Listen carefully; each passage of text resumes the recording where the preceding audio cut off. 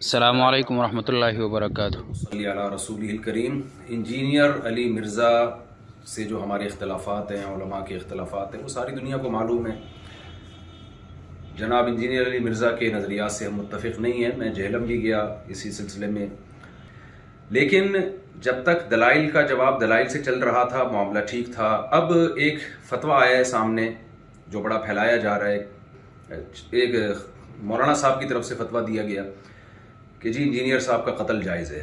تو میں یہ اپنی دینی ذمہ داری سمجھتا ہوں کہ ہم اس فتوے سے بالکل متفق نہیں ہیں، اور جتنی بھی میری بڑے علماء سے بات ہوئی ہے، جہاں تک میری رسائی تھی، جن سے میری بات چیت ہوئی ہے، وہ کوئی بھی اس فتوے سے متفق نہیں ہے۔ تو لوگ اس فتوے کو علماء کا متفقہ فیصلہ نہ سمجھیں، کیونکہ ہمارے ملک میں پہلے قتل و غارت بہت ہوئی ہے۔ یہ شرعاً کسی کو اجازت نہیں ہے اس کی کہ کسی بھی شخص کو اٹھ کے وہ قتل کر دے۔ انسانی جان کا قتل، چاہے وہ کسی بھی مسلک سے ہو، کسی بھی فرقے سے ہو، کسی بھی مذہب سے ہو، ہم اس کا قتل جائز نہیں سمجھتے۔ پاکستان میں قانون بنا ہوا ہے کہ کوئی بھی صحابہ کرام کی بے ادبی کرتا ہے یا گستاخی کرتا ہے تو قانون بنا ہوا ہے۔ تو یہ سپریم کورٹ کا کام ہے، ہائی کورٹ کا کام ہے، جج کا کام ہے کہ وہ یہ فیصلہ کرے کہ کون گستاخ ہے اور کون گستاخ نہیں ہے، اور اس بیس پہ جو بھی پاکستان کا لاء ہے، قانون ہے، وہ نافذ ہونا چاہیے۔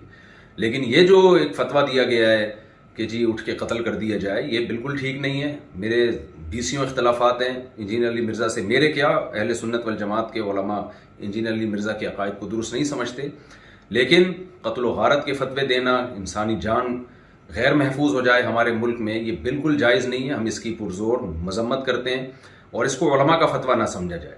ایسا نہ ہو کل کوئی سرپھرا اٹھے اور کسی انسان کو قتل کر دے گستاخی کی بیس پہ، بے ادبی کی بیس پہ، تو یہ بالکل غلط ہے۔ ہم اس کی بھرپور طریقے سے مذمت کرتے ہیں، اور علماء بھی، جہاں تک میری رسائی علماء سے ہوئی ہے، وہ بھی اس عمل کو جائز نہیں سمجھتے۔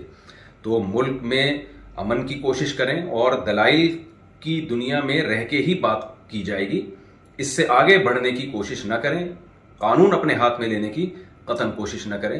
تو یہ جو ریسنٹلی فتویٰ آیا اور سوشل میڈیا پہ پھیلایا جا رہا ہے، بالکل غلط ہے۔ قرآن و سنت کی روشنی میں اس فتوے کا کوئی سر نہیں بنتا، اور وہ پھر یہ ہے کہ ذرا سی کسی کی بات زبان سے کوئی لفظ نکلتا ہے نا، لوگ اس کو پکڑ لیتے ہیں۔ جنید جمشید کے ساتھ ہوا، مولانا طارق جمیل صاحب کے ساتھ ہوا، اور سیالکوٹ کا جو واقعہ ہوا تھا، ہم تو یہ جو واقعات تھے، ان کے زخم ابھی چاٹ رہے تھے کہ جناب ایک اور فتویٰ مارکیٹ میں آ گیا کہ جی فلاں کو قتل کر دیا جائے۔ یہ بالکل درست نہیں ہے۔ تو خدارا جو مذہبی لوگ ہیں وہ جنون کی حد تک آگے بڑھنے کی کوشش نہ کریں، پاکستان کا، اسلام کا امیج دنیا میں خراب کرنے کی کوشش نہ کریں۔ اس سے ملک میں نقصان ہوگا اور قتل و غارت کا میدان گرم ہوگا۔ تو یہ بالکل غلط ہے۔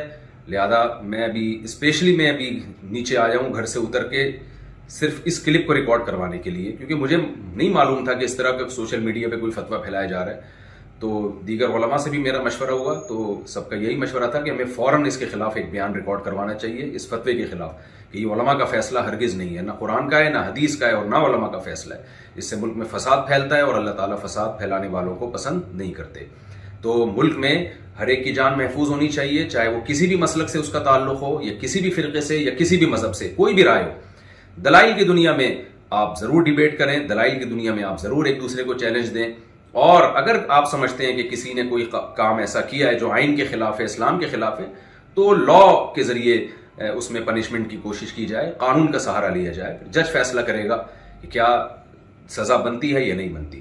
اللہ تعالی ہمارے ملک کو ہر قسم کی اندرونی اور بیرونی سازشوں سے پاک فرمائے، اور اس شر سے اللہ تعالی ہمارے کنٹری کو محفوظ فرمائے، اور عالم اسلام میں محبت اور اتحاد پیدا فرمائے، اور ہماری سب کی جانوں کو اللہ تعالیٰ محفوظ فرمائے، اور یہ جو مذہبی شدت پسندی ہے، اس شدت پسندی سے اللہ تعالیٰ ہم سب کی حفاظت فرمائے۔ وما علینا الا البلاغ۔